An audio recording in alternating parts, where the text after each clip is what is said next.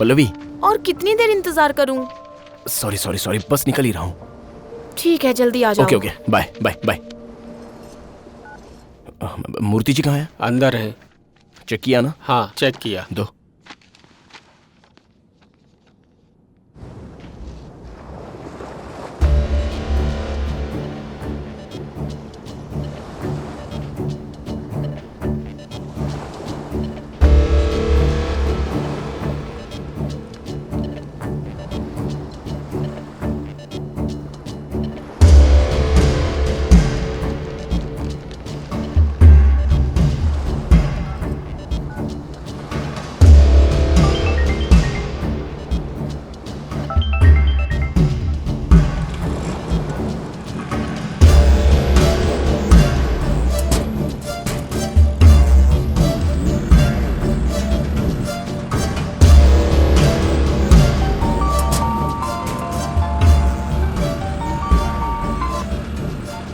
Hello अमन, जिसने bike चोरी की थी वो मिल गया है। बाइक कैसे? हार्बर रोड पर हूँ, उनके पीछे हूँ, उनको फॉलो कर रही हूँ। तुम जल्दी से आ जाओ। पीछा क्यों कर रही हो?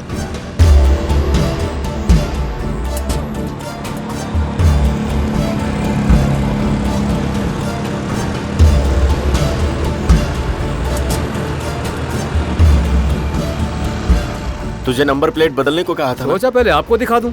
कंडीशन ठीक है क्या? हाँ ठीक है भाई। हेलो, ये हमारी बाइक है। लाइसेंस है क्या? आरसी है क्या? ये अगर सब कुछ दिखाओगी तो दे देंगे। Shut up. चुप रहेंगे, बस दिखा दो ना। भाई कुछ पूछ रहा है ना, बताओ। चलो दिखाओ। हाँ, फिर ले जाना। पहले तुम यहाँ से चलो। क्या? मेरी बाइक कैसे निकालनी है ये मैं जानता हूँ। वो यही है अमन। माइलेज अमन? अच्छी देती है। मैं कह रहा हूँ ना, यहाँ से चलो। 4 लोग सवारी कर सकते हैं क्या? हाँ?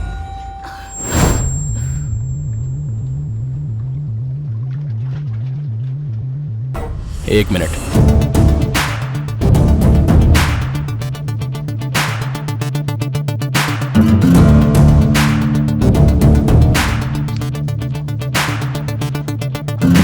पकड़ो, वरना टूट जाएगी।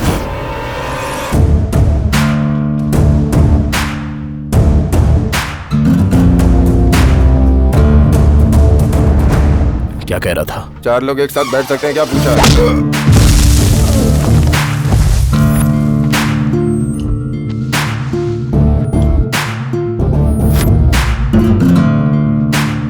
पिकअप और माइलेज की बात उस लड़की के सामने क्या करता है?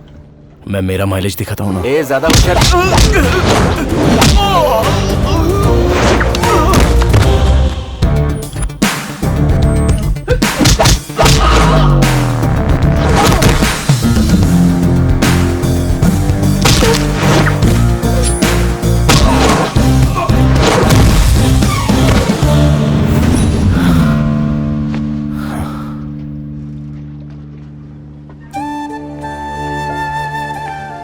कुछ भी करने से पहले सोचती नहीं हो?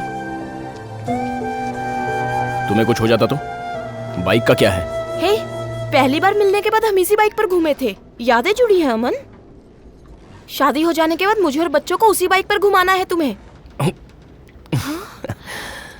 तुम हंस क्यों रहे हो? तुम कब बड़ी होगी? मैं कब तुमसे शादी करूंगा और बच्चे कब होंगे? उसके लिए तो बहुत टाइम बाकी है। मतलब क्या कहा तुमने? अरे मैं बच्ची हूँ अभी तक। मैंने ऐसा कब कहा? बस थोड़ी सी बड़ी हो जाओ। अरे तुम्हारी तो शक्ल देखो।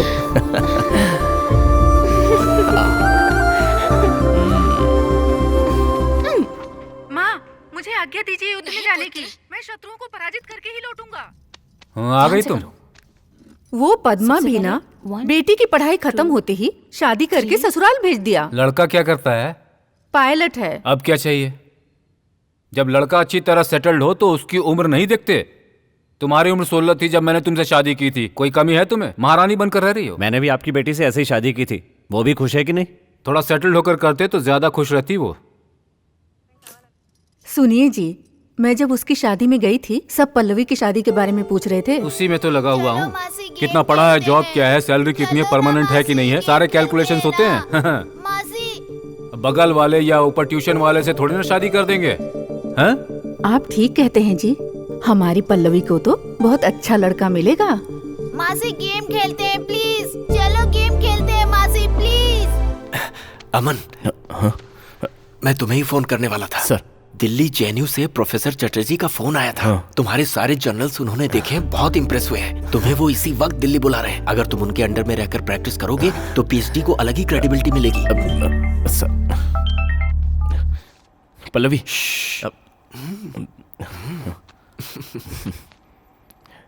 पल्लवी, मुझे तुमसे बात करनी है। मुझे भी कुछ बताना है। मैं आता हूँ। तू एक बार जल्दी फिर आ से जा। सोच ले। नहीं, मैंने अच्छे से सोच लिया है। अरे सब लोग इतने सीरियस क्यों हो? एक गुड न्यूज़ है, सुनोगे तुम लोग? हमें शादी कर लेनी चाहिए अमन। कल मेरे घर में शादी की बात चल रही थी। पिताजी स्टेटस, घर, पता नहीं क्या क्या बोल रहे थे। मुझे समझ में आ गया है कि वो किसी भी हालत में मेरी शादी तुमसे नहीं करेंगे। अमन, हमें कहीं और जाकर शादी कर लेनी चाहिए। वो तो कर लेंगे पल्लवी, लेकिन ऐसे अचानक, और वो भी भागकर शादी करने की क्या जरूरत है? अगर मैं अभी भागी तो लोग मुझे बुरा बोलेंगे। अगर वही मैं एंगेजमेंट या शादी से पहले भागी तो पूरी फैमिली को बुरा बोलेंगे, और वो मुझे अच्छा नहीं लगेगा। लेकिन अभी की अभी शादी। अमन, तुम मुझे कहाँ ले जाओगे, कैसे रखोगे, मैं तुमसे कभी नहीं पूछूंगी। मुझे तुम्हारे प्यार के अलावा कुछ भी नहीं चाहिए। एक हफ्ता रुक जाओ, मैं कुछ सोचता नहीं, हूँ। कल ही चलते हैं। पैसों की चिंता तुम मत करो, मैं वो सब देख लूंगी अमन। पैसे? तो फिर क्या परेशानी है अमन? तुम मुझसे शादी तो करोगे ना?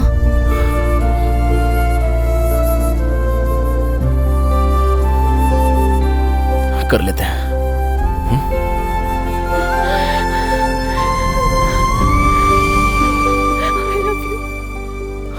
I love you अमन। चलो भाई, देर मत लगाओ, जल्दी करो। सर। ए अमन, अरे अमन, घर ही जा रहे हो ना? हाँ सर। हाँ, गुड। 1 बजते भूख लगने लगती है। चलो। यूनिवर्सिटी से आ रहे हो? जी हाँ सर। हाँ। वैसे हम लोग अगले हफ्ते सब मिलकर तिरुपति जाने वाले हैं। तुम भी हमारे साथ क्यों नहीं चलते हो? वो मैं हाँ? शादी के बाद वहाँ जाना चाहता हूँ सर। हाँ, इसे कहते हैं कैलकुलेशन। Good good. हाँ। दामोदर के यहाँ कुछ हो रहा है लगता है। जरा गाड़ी रोको। पता नहीं भाई अब क्या होगा। कौन सा? आपको बात समझ में नहीं आती है क्या? क्या बोल रहा है तू? हाँ, चिल्लाइए नहीं सर, आराम से बात मुझे कीजिए। तुमसे कोई बात नहीं करनी है। अगर इस जैसे नहीं निकला तो पुलिस में कंप्लेन कर दूंगा। कर दीजिए, पुलिस स्टेशन में ही देख लेंगे। क्या हुआ दामोदर? कौन है ये लड़का? बोल रहा है बिंदु से प्यार करता है। अगर बिंदु की शादी इससे नहीं की तो सर इसकी सिर्फ मैं शादी ही नहीं होने करता हूँ, वो भी मुझसे प्यार करती है। आप पूछ लीजिए। बेटा, प्यार करना गलत नहीं होता, पर शादी के लिए उनके पिता से पूछना गलत है। वैसे तुम करते क्या हो बेटा? डिग्री कंप्लीट की है सर। डिग्री? सिर्फ एक डिग्री में उसे कैसे पालोगे? नौकरी नहीं मिली तो ऑटो चला के पालूंगा सर। अच्छा, ऑटो चलाकर पालोगे। तुम्हें जरा भी अंदाजा है कि उन्होंने अपनी बेटी को कैसे बड़ा किया है? बेस्ट स्कूल और बेस्ट कॉलेज से उन्होंने उसकी एजुकेशन करवाई है। बोर्ड एग्जाम प्रिपरेशन में बेटी को तकलीफ न हो तो उन्होंने पूरे घर में एयर कंडीशन लगवाई। तुम लगवा सकते हो क्या? ऑटो चलाकर स्प्लिट एसी तो छोड़ो, टेबल फैन भी खरीद सकोगे क्या? हमें उनकी जरूरत नहीं है अंकल। अभी ऐसा लगता है बेटा? कल जब शादी होने के बाद तुम्हें मूवी या शॉपिंग के लिए जाने का मन करेगा तो 100 बार सोचोगी तुम। भगवान ना करे, पर कहीं अगर कुछ हो गया ना तो तुम इन्हीं की तरफ, इसी घर की तरफ देखोगी। बात घुमा के करने की जरूरत नहीं है, सीधे सीधे प्रॉब्लम बताइए। तुम अपनी बकवास बंद करो। तुम्हारी कास्ट क्या है, तुम कहाँ रहते हो, उससे हमें कोई मतलब नहीं है। तुम उसे खुश रख सकते हो या नहीं रख सकते हो, बस इतना ही जरूरी है। बेटी की शादी करने के लिए जब हम एक अच्छे लड़के को खोज रहे होते हैं तब तुम जैसे लोग अचानक से पहुंच जाते हैं, प्यार करते हैं और स्टूपिड सा हक जमाने लगते हैं। खुद को पाल नहीं सकते फिर भी बच्चे पैदा करते हैं, उनको भी तकलीफ देते हैं। तुम जैसे लोगों की वजह से पूरा जनरेशन खराब हो रहा है, बर्बाद हो रहा है। देखो, हमें लगेगा कि हमारी बेटी को हमसे ज्यादा खुश तुम रख सकते हो तो उसे लेकर भाग भी जाओ, हमें कोई दुख नहीं होगा। अपने सीने पर हाथ रखकर फिर मैं आराम की नींद सोऊंगा। पर मुझे नहीं लगता तुम उस लेवल के हो, अब तुम यहाँ से जा सकते हो। मुझे क्या करना है मैं जानता हूँ। चल रहे। जो करना है सो कर लो। पता नहीं कहाँ से आ जाते हैं। चिंता मत करो। ठीक है। देखा ना, तुम्हारी जनरेशन का है ये। पर उसके पास अगर तुम्हारी तरह कॉमन सेंस होती तब उसे मेरी बात समझ में आती। छोड़ो, तुम चलो। Useless fellows, idiots.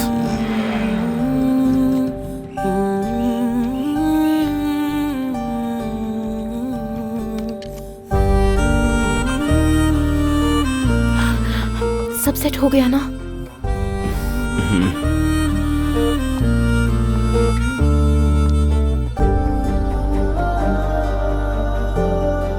हमें लगेगा कि हमारी बेटी को हमसे ज्यादा खुश तुम रख सकते हो तो उसे लेकर भाग भी जाओ, हमें कोई दुख नहीं होगा। अपने सीने पर हाथ रखकर फिर मैं आराम की नींद सोऊंगा।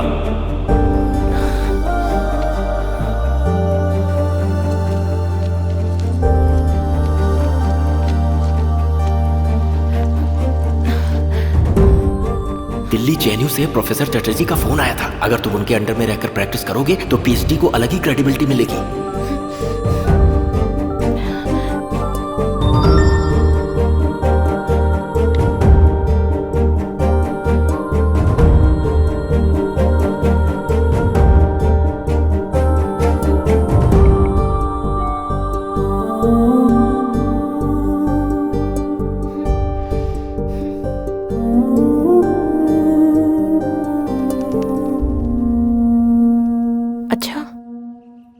अब तुम दिल्ली जाकर पीएचडी खत्म करके जॉब के बाद वापस आकर शादी करोगे? ये सब हम हमारे फ्यूचर के लिए ही कर रहे हैं ना। इससे तो तुम्हारा फ्यूचर बनेगा। मैं कहाँ हूँ अमन? Just 1 year Pallavi.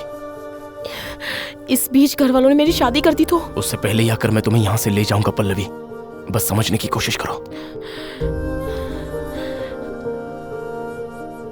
Please Pallavi. Just 1 year. तुम नहीं समझ रहे हो अमन। पल्लवी मैं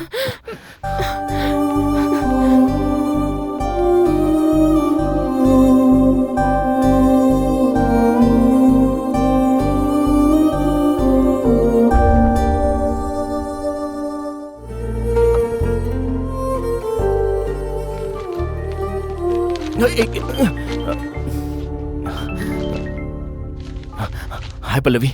अमन पता है तुमने किस टाइम पर कॉल किया है? अपने फाइनल पेपर सबमिट करने जा रहा हूँ। बस कुछ ही दिनों में अमन माहेश्वरी पीएचडी। पल्लवी मेरे लाइफ का एम्बिशन पूरा होने जा रहा है। इतने दिनों तक तुमने मुझसे बात नहीं की लेकिन आज कॉल किया। बहुत अच्छा लग रहा है पल्लवी। अब क्या सोच रही हो? Wish me all the best.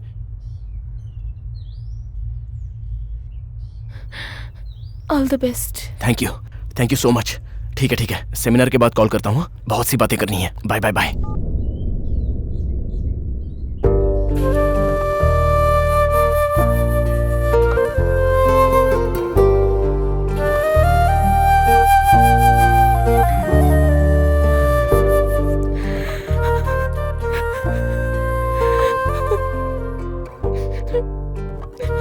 एक बार और अमन को कॉल करना चाहिए था।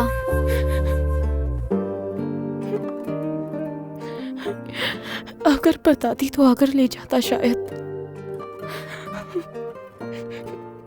पर फिर फ्यूचर में अगर कहता तुम्हारी वजह से मेरा करियर स्पॉइल हो गया तो मैं वो नहीं सह पाऊंगी।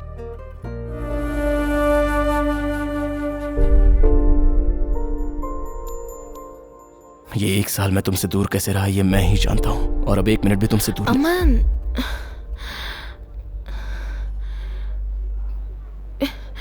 मैं तुम्हारे साथ रहने नहीं आई हूँ।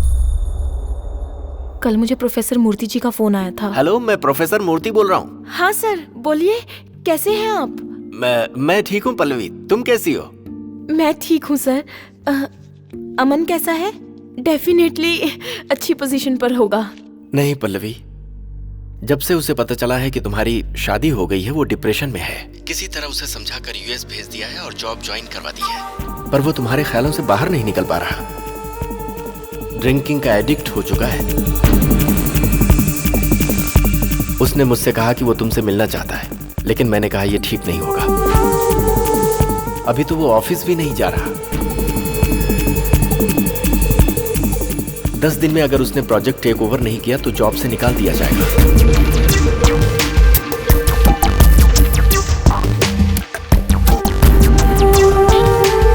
वो इस वक्त मेरी कोई भी बात नहीं मान रहा।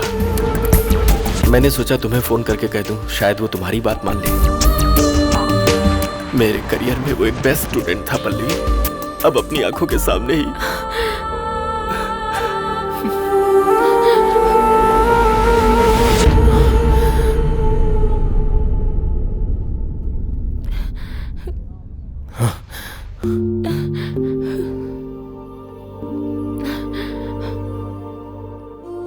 यानी तुम मुझ पर हमदर्दी जताने आई हो? नहीं अमन, मुझे लगा कि तुम भी अब तक मेरी तरह सब कुछ भूल चुके होगे। सब झूठ। तुम्हारी आंखें देखकर मुझे सारी सच्चाई का पता चल रहा है। तुम्हें क्या लगता है कि मैं नहीं जानता? तुम्हारे जैसी न जाने कितनी सारी लड़कियां अपने माता पिता के लिए, सोसाइटी के लिए अपना मन मारकर जिंदगी जीती हैं। तुम्हें इसकी जरूरत नहीं।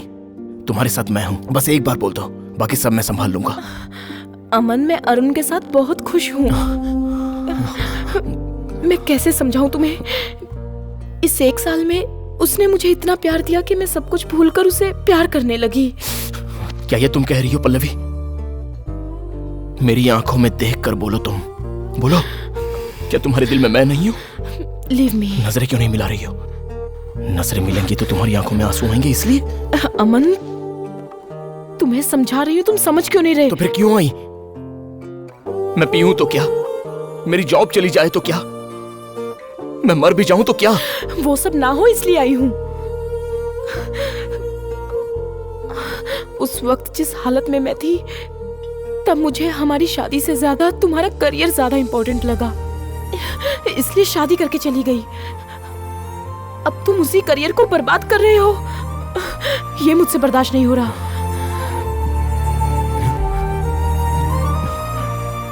तुमसे बढ़कर मेरे लिए कुछ नहीं है पल्लवी। अगर तुम वहां खुश नहीं हो तो मुझे यहाँ खुश देखने का तुम्हें हक नहीं है पल्लवी। दिन बीते चाहे सालों बीते, मैं तुम्हारा इंतजार करूंगा। अमन, अमन।